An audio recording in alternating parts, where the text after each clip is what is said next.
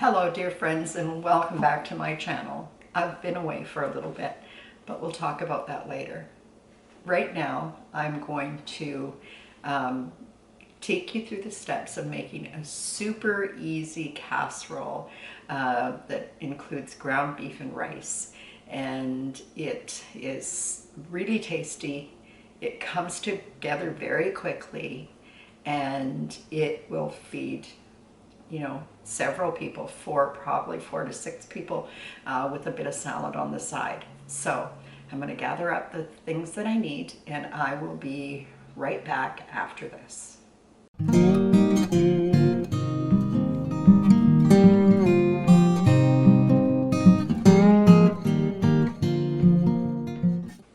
Okay, we don't need a lot of ingredients for this. I think I've gathered up everything that I need. We're going to need some chicken stock, some rice, a pepper, it can be any color you like, a medium-sized onion, salt and pepper, 2 cloves of garlic, a package of ranch dressing, a pound of hamburger, and a package. We only need 2 cups out of this package, but a package of some sort of melty cheese. I like this Tex-Mex blend. It works really well. So the first thing we're going to do is get this pan onto the stove. I'm going to add a little bit of oil to it, and then I will chop up these vegetables to go in there and start sweating down. Now while I was over there turning the stove on underneath the pan, I also set my oven to 350 degrees. Now we're just going to do some vegetable chopping. This pepper, you may be able to see, is getting a little bit wrinkly. So I thought this would be a good way to use it up before we lose it. And I'm just going to go around it. Set this aside, take the seeds and the veins out. Without cutting my hand off would be preferred. And this really doesn't take any time at all. I'm going to dice this up. So I'm going to run through it and just turn it sideways when I've got it all done, and go the other way. Then I'll throw it into the frying pan and it can get started while I work on the onion. I hope that everyone is doing well, that you're keeping well, that you're not being flooded out or some other weather event is causing you grief. Now we should have about a cup, and I feel like I do, but I'm going to add this little extra bit anyway, because there's no sense putting that little bit back in the fridge. Okay, I'm going to throw this in the pan, and then we'll move on to the onion. Now this goes quite quickly, and the last little while we've had a really hard time around our house. And so we had lots of people come and help and deliver us meals and look after us that way. But we still had to, come out of the fog and do some meals for ourselves. So we're really glad to have this recipe that we didn't have to go to the store for any ingredients, and we could just whip up and feed our bodies. Okay, so I am going to now chop this up, and it depends on how diced you want it to be. You can decide what size your dices will be, and there's all different ways of dicing up an onion, and today is not the day that I'm going to show you all the different ways. We could do that another day though if you're interested, but I think if you've watched any amount of cooking shows, you've probably seen the ones that are most recommended. And while they're most recommended, they're not necessarily the way that everybody is going to cook. So if your method is different, it doesn't mean it's wrong. It just means it's different. Okay, this medium onion is starting to make my eyes leak a little. Okay, into the pan this one goes. Now we need to sweat these down for about 5 minutes, not too long.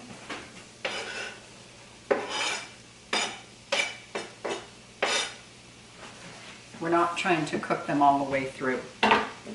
While I have the board out and the knife, I am going to clean up these 2 cloves of garlic and get them ready to go in as well.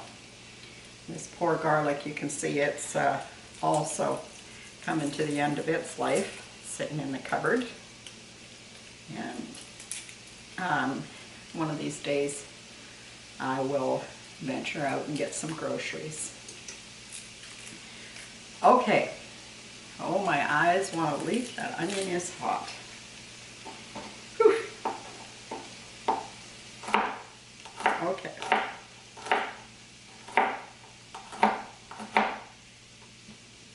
Now I'm going to leave these fairly chunky. I am going to run my knife through them several times, but I am going to leave them fairly chunky because, well, that's the way we like them. If you want them to be really finely diced, my general rule with the recipe is the first time I make the recipe, I try and follow it exactly. And then after that, I will know whether or not I can make adjustments to suit my own fancy. And this is one of those things that you can decide for yourself. Now, I'm just going to set this aside for a minute and let those vegetables sweat down a little bit more before I add the garlic to them. But so far we're going in real time. Now really, until the garlic and the onions and the peppers have sweat down, I can't even move on to the next step. I can open the cheese, so I'll do that. But that's about it. So I'm going to slow it down right here.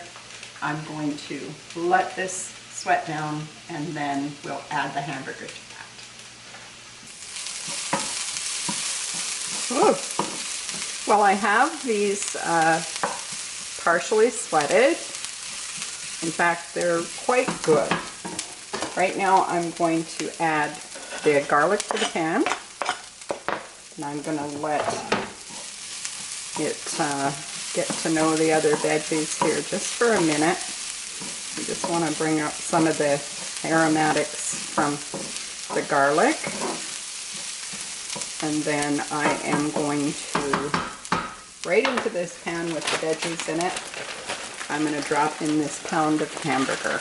It's just a ground, it's a lean burger, but you could use whatever you like. It's just if you use a regular ground burger in it, then you are going to need to be mindful that you scoop off the excess grease before you add the chicken stock to the pan. Okay, I think that's about as far as I can go without the wooden spoon to help me break it down. And then you just break this up. And you don't need to brown the hamburger. You just need it to be cooked through. So just cook it long enough for that. My oven is up to temperature. So I am at 350 degrees. And now I will get the other ingredients over here so that we can basically get everything ready in this pan before we put it all into a 9 by 13 inch baking dish. And I will work on that.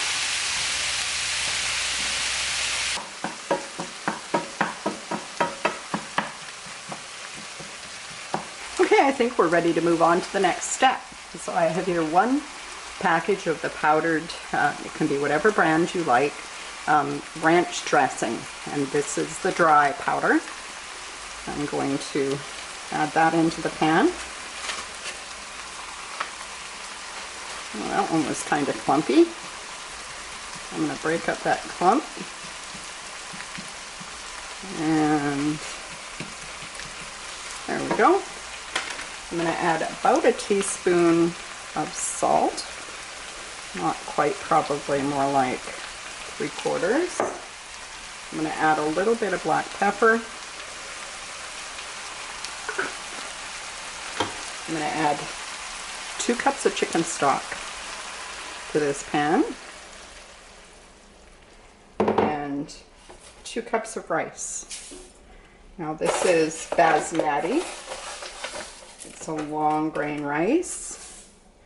And when I first made this recipe, I thought, wow, that is not nearly enough moisture. Because when I cook basmati rice, normally, I will use 2 1/4 cups of water for every cup of rice. So this didn't seem like nearly enough, but it turns out, if you follow the directions exactly, that it is just enough and you don't end up with any soupy bits. You do want to make sure all the rice gets soaking, and I'm going to let this simmer about, or set about 3 minutes, and then at that point in time I will transfer it from this pan into the baking dish. So I'll move you over to the counter in preparation for that. Now I'm just going to tip this into the pan like that. And I'm going to measure out 2 cups of cheese.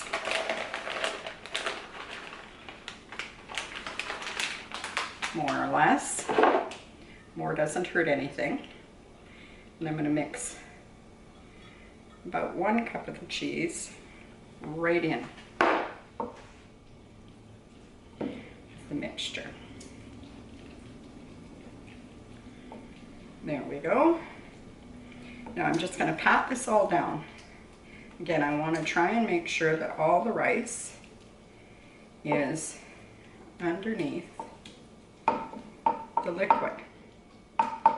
Although sometimes when you get those little bits of crunchy rice that don't make it all the way in, it adds texture to the dish and it's kind of good. We don't mind it, but you want the most of it to be cooked for certain sure. So there we go. I feel like I've got it all underneath. I'm going to put this into the oven, and it's at 350 degrees, and it's going to go in there for 15 minutes, and then I'm going to pull it out. I'll add the rest of the cheese, put it back in for another 10 to 15 minutes, and dinner's ready.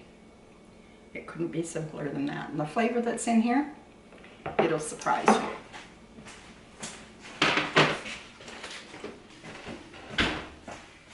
Well, here we are, halfway through. Now, I am going to add this last layer of cheese, and this is really hot, so be careful. I'm not quite happy with that, so I'm going to add a little more. I mean, who doesn't enjoy cheese? There we go. Now, back in the oven it goes for a third, probably 10 more minutes, until the cheese is good and melty, and you'll know when that is. But set a timer.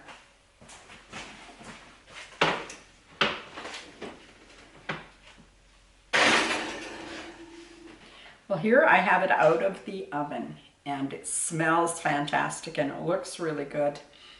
I let it sit for about 5 minutes, just so that it would collect itself. And I'm going to cut a big wedge.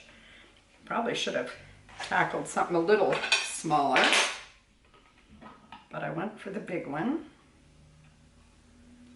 And there we go. This is a cheesy beef rice that is deceptively delicious, and you should give it a try. Friends, I just wanted to reach out and say a heartfelt thanks for all your sweet words and your prayers while we went through the loss of our daughter.